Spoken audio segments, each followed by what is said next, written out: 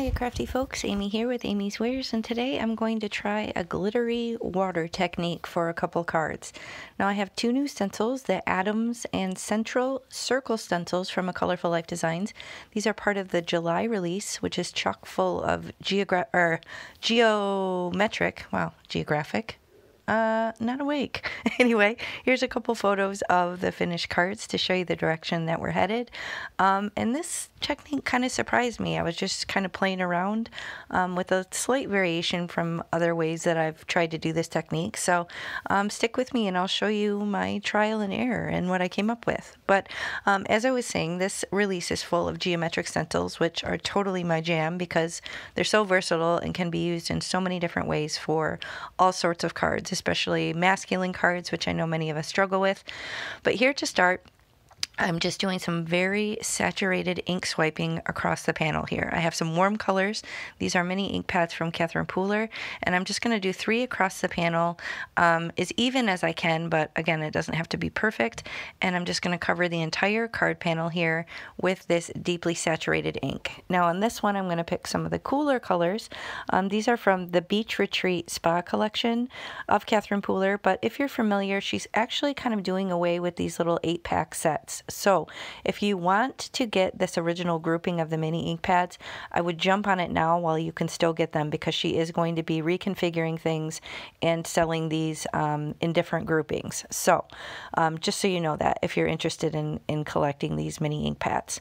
So again, I'm doing the same thing, really heavy ink pigmentation across this panel, and I'm going to basically use water to distress the opening part of these stencils.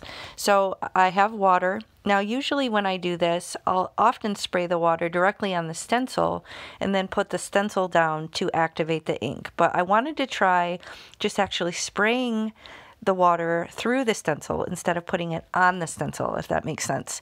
And then that second bottle I had was actually a shimmery glitter liquid, which I will link below. So now I'm just trying it a little bit different.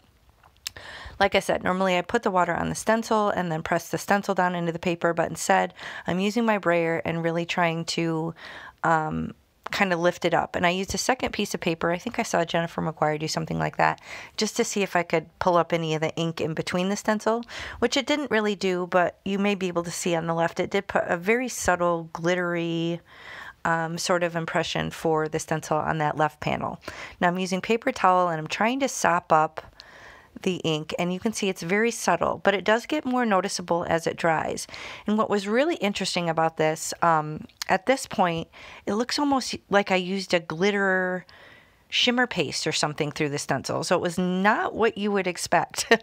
Now it didn't dry that dramatic, but at that point I was like, whoa, this looks like dimension, and it looks like it's an actual glitter paste that I use. So here I'm doing the more traditional. You can see I'm spritzing the stencil, and then I'm going to put it down on this panel. So this is how I normally do it to activate a water reactive ink. And then I'll put the paper towel down and really press it. And then when you lift it up, the water will kind of do its magic and then kind of distress the areas of the ink where the water touched. So this is my normal go-to. Again, the first was kind of a trial and error, which worked, but maybe not exactly as I thought. And again, same thing here. It looks like glitter paste because I use that glitter water. So that's a fun variation. Just instead of doing just straight water, maybe if you have some like residual like mica from your watercolor, metallic watercolors, or if you have this glitter shimmer spray like I have, it kind of adds an unexpected little element to this sort of technique.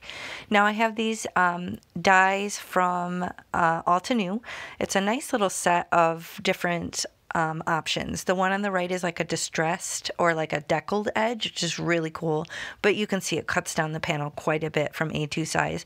And then there's the one with the little holes on it on the left. So I'm just going to use 2 of them from the set and run them through off screen through my die cutting machine to kind of give a nice finished decorative edge. And here are the finished cards. I use these Best Wishes dies and some kind of holographic or glittery looking sequins here.